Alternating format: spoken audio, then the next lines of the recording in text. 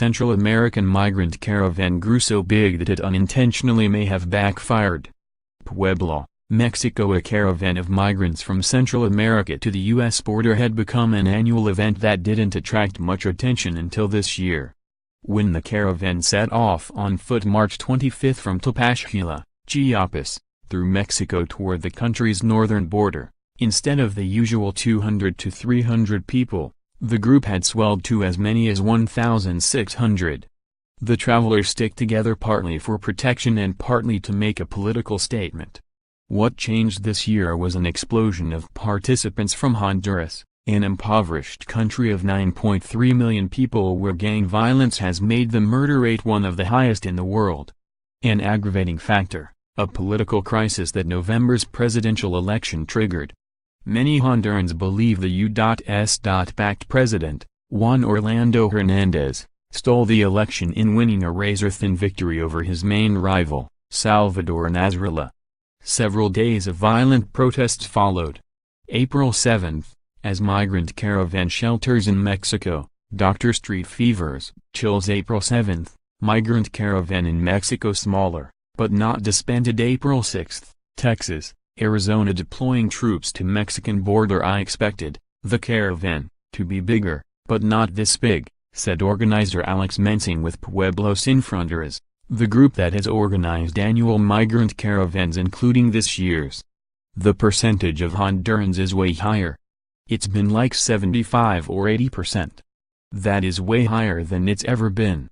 The size of the group caught organizers off guard and triggered a negative reaction from the United States far bigger than they expected, even from a president already well known for his hardline stance on immigration and promise to build a wall on the U.S.-Mexico border.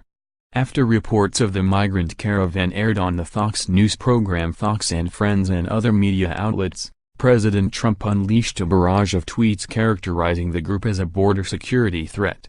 Days of tweets culminated with Trump's decision to deploy several thousand National Guard troops to assist the Border Patrol along the southwest border to stop illegal immigration and drug trafficking. Now organizers are left to wonder whether one of their main objectives, to draw attention to the conditions in Central America that force people to leave their countries, may have backfired.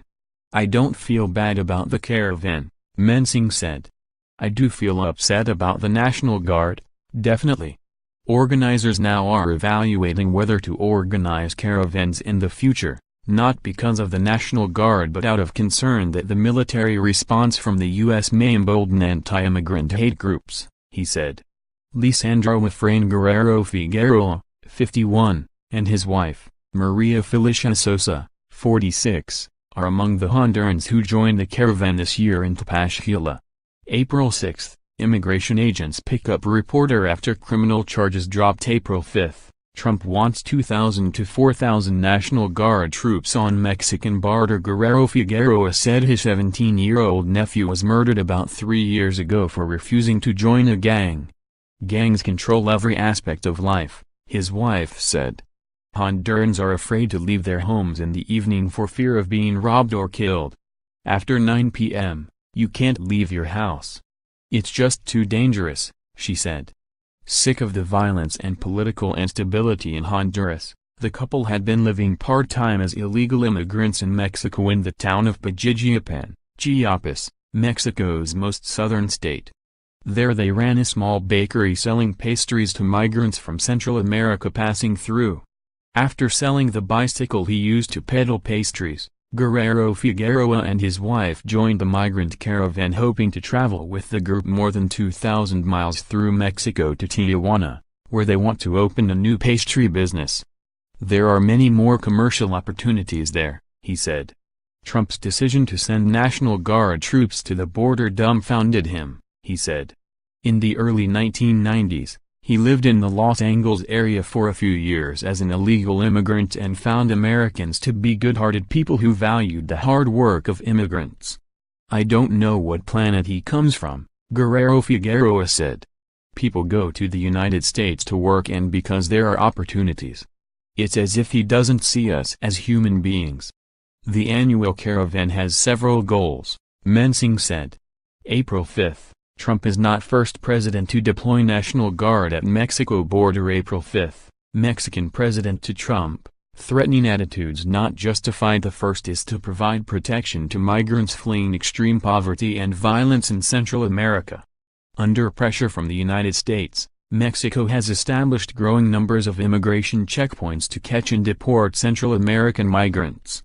Criminals frequently attack migrants who try to circumvent the checkpoints, Mensing said. They are very vulnerable to being robbed, extorted and sexually assaulted, he said.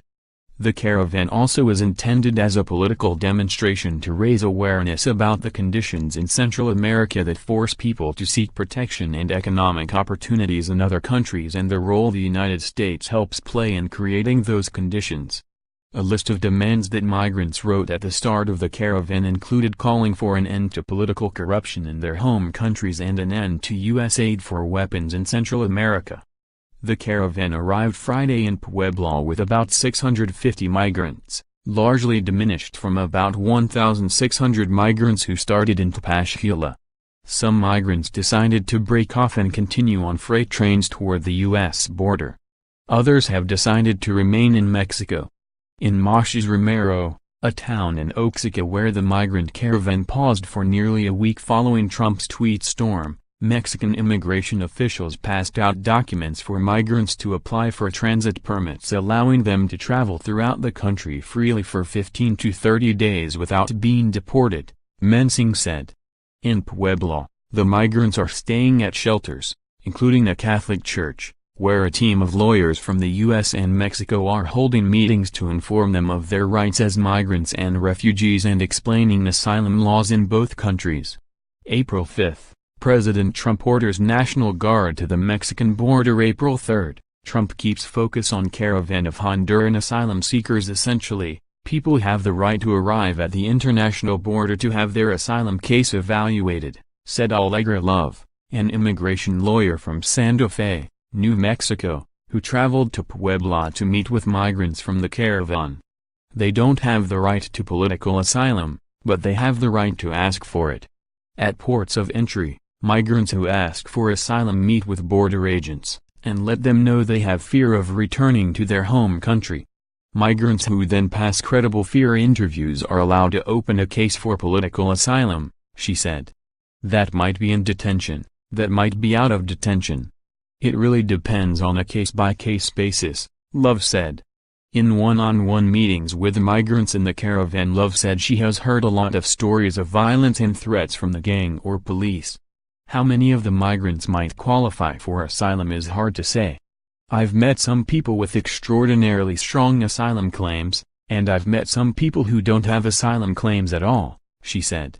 And I would say the majority of people are in the middle, where it would depend a lot on the judge they get, whether they get a lawyer or not, whether they are detained, how much proof they can get. Lawyers also were encouraging people to learn about asylum in Mexico. For some families, requesting asylum here might be a better option, Love said.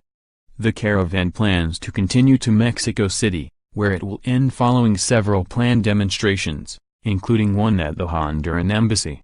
April 2, President revives rhetorical war over Mexico, immigration, DACA. April 2, immigration? Don't expect much action from Congress before midterms. Meanwhile, Guerrero Figueroa said he had no intention of crossing into the United States once he makes it to Tijuana, even though he has a sister in Houston. Trump doesn't want us there, he said. Follow Daniel Gonzalez on Twitter, @SDanGonzalez.